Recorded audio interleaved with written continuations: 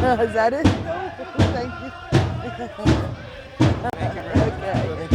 Oh, you need that? I'll run over that. Good to go.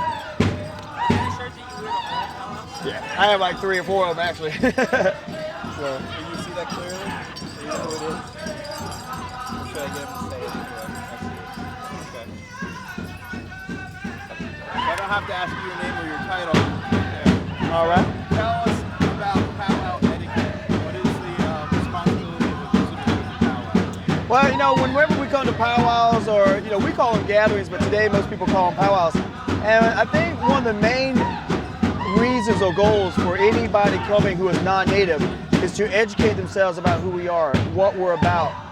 And when we say we, that's covering many, many tribes of people, tribal affiliations. That's also talking about people who belong to particular bands, societies, and clans. Those are groups within inside the tribes themselves. So for me, whenever I'm speaking on the microphone, it's all about education. It's all about teaching something that you don't know about. Many times we can read magazines, books, watch television, even look at documentaries, watch movies. But until you come and be around the people themselves, not only hear the music, but feel the music, and also have a personal conversation with an individual, you don't know the people until you know them in such a manner. So for me, it's really important that people come with that open-mindedness and not looking at it as a form of entertainment, but again, coming and realizing that there's so much to learn. And how do they go about doing that learning when they're here? Are people approachable? Can you just go up and ask questions, or is it more just sit back and sort of listen and watch? Well, the main thing that I try to get people to understand is that there's always respect. There should always have respect in anything that we do, how we react with each other. I often tell people that our words should be balanced with our actions. So therefore, when you come and you want to carry a conversation on with someone, you definitely don't want to do it when they've just got through dancing contests and they're sitting there trying to catch their breath, or someone sitting there trying to enjoy their food. But catch them at a time when they're sitting, relaxing, and at opportune times when you have that thought on your mind and you say to yourself, I just really would like to know, why do they wear what they wear? Why do they move in such a manner? And those are the times when you can come up to an individual and say, I was really impressed by the way that you were doing that particular move or step. Could you tell me why? I was impressed by the colors that you have adorning your regalia, your clothing, or your outfit. Can you tell me why that particular design is there, or why you use these particular colors? And that's when those conversations can spark up. Or even if you've come from out of town and you're seeing all these variety of faces, and you say to yourself, I wonder where they're from. Simply just come up to an individual and, I'm a spectator. It's my first time at one of your powwows, and I'd really like to know, where do you travel, or where have you been, and things of that nature. That's a good conversation to start up. And people can tell when you're genuine about what you're asking, what you want to know about, versus someone who's just asking something just to be asking. So. You host powwows up and down the East Coast, all over. How do they vary from tribe to tribe or nation to nation? Well, I think one of the, or should I say two of the main ways that we look at powwows are a northern style powwow or a southern style powwow. The way that they set up the arena, the way the drums are sitting, the way the dancers move in the arena, whether they move clockwise or counterclockwise, how the head dancers will come into the arena and how the rest of the dancers will come in after them. All of this makes a difference. And for me, when I tell people, come and visit our powwows and enjoy what's going on, try to take a notice and a look at the variations that's going on. And what are some of those variations? Some of those variations would be in reference to how people would move about in the arena. Say, for instance, here at this particular event, everybody moves in the same direction. But if you go to a powwow out in South Dakota, the men will travel in one direction, the women will travel in another. If you're up north, how we do the round dance, how people hold hands will be different from that of the people who live in Oklahoma who do not hold hands whatsoever. How the women will move their feet. The way that the two-steps are done, or the social dancing. All these are variations. Where the drum will sit. If we're at a southern powwow, the main drum, the host drum, will be in the middle of the arena, versus a northern style powwow where the drums are on the outskirts of the arena and the drum arbor. The way that people conduct bringing in the flags and how they remove them from the arena. It all varies from one tribe or one community to the next. We have variations of how we come together as well. There are what we call ceremonies, where only the people themselves involved in that particular event can be a part of what's going on. We have our socials. where the community at large is participating. And then we have our non-competition events where we invite the public, the non-native, to come and be a part. We have our competition powwows, where of course that's a time when we compete against each other. So just those 4 variations there gives you an idea of how we come together as Indian people. Is there anything else that you'd like to share with the general public that may not know about powwows that I haven't covered? Well, the main thing is that we invite people to come and be a part so that they can get a better understanding of who we are. And that's been the biggest problem, is the misunderstandings, the misconceptions, the stereotypes that continuously plague us as a people. I tell people all the time, we're not people of color, we're people of culture. That's just not for Indian people, that's for all people. And the more we start seeing things in that manner, I think the more that we can start to respect each other more so than what we do now. So again, come, enjoy, but also take home with you what you didn't come with, and that's the knowledge of who we are as Indian people. And with that, I say, Nyawi, thank you in my Tuscarora language. Thanks. Great. Okay, so tell me your name and the name of the drum group that you're with. And All right. spell your name for me, please. Okay, my name is Robert Yellow Wolf.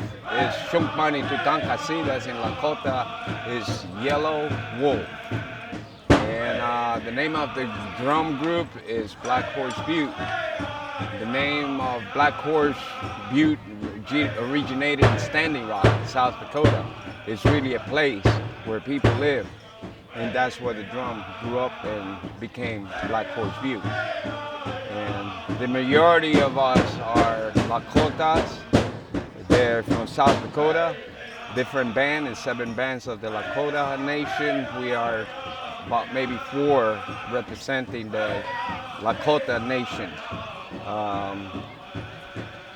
We originated out there. We all live out in this area, but we travel back home, back and forth, you know, regularly, periodically. We still got family there. So your drumming group is actually from a different tribe than the tribe. Yes, right now it's different tribes. The majority are Lakotas. Yeah. So tell me about how you practice, or do you practice, how you prepare for the Perform.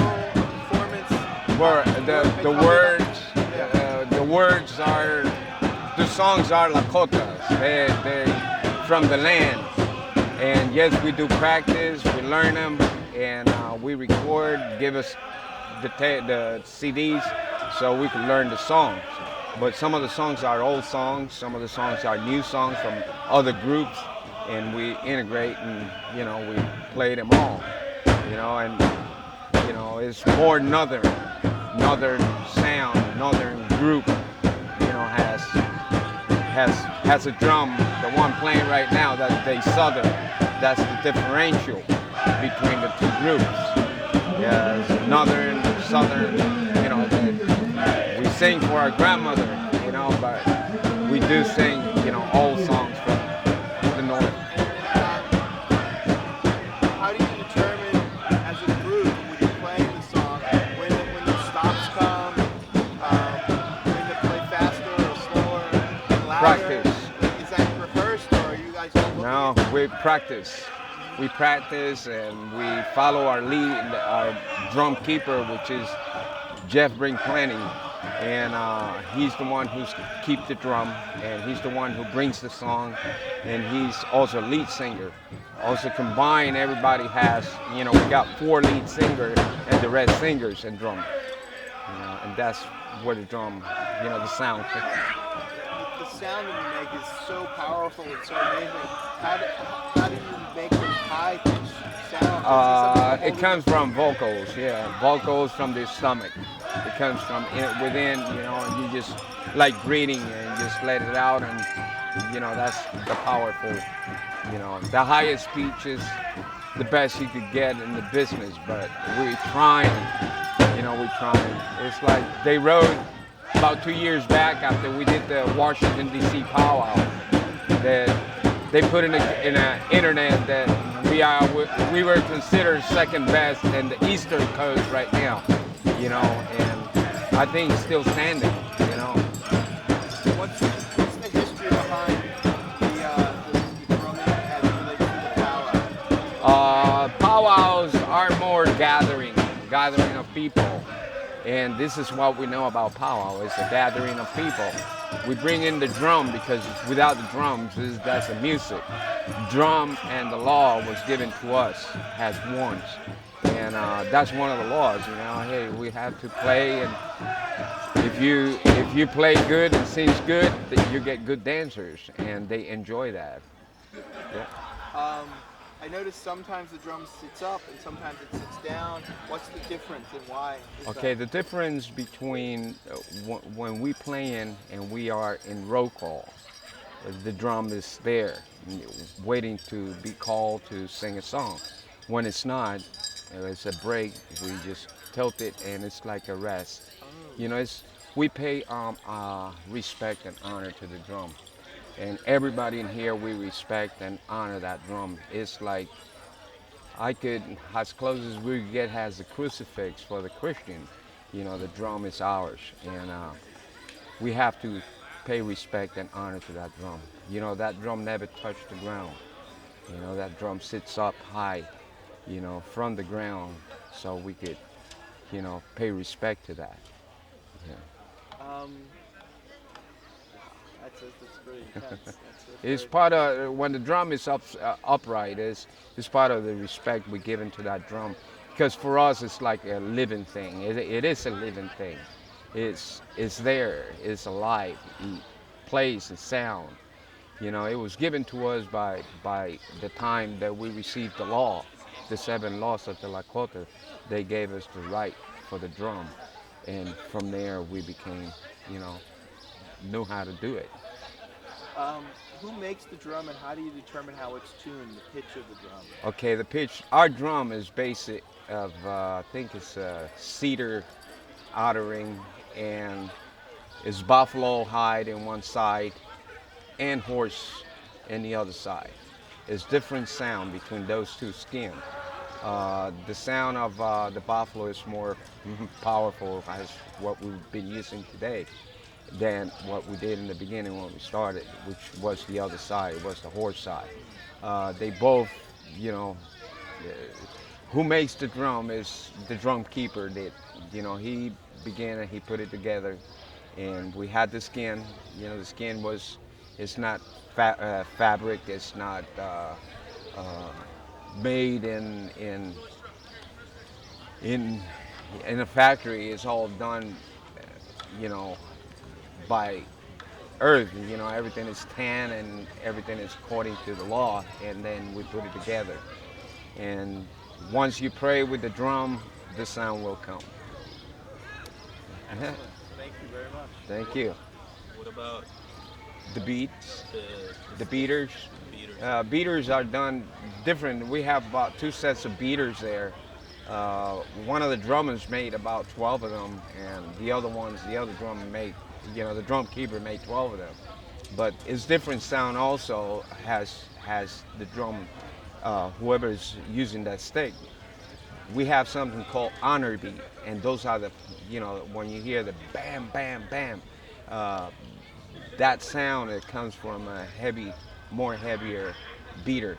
The one that I use, probably you could do honor beat, but it will not sound like the thunder, you know, and that's what it is. It's the thunder, Wakion, you know, that's our call, you know. And for every drum, they have that, you know. We pay respect, like as I said. All righty. Great. Good? Thank you so much. All right, thank you.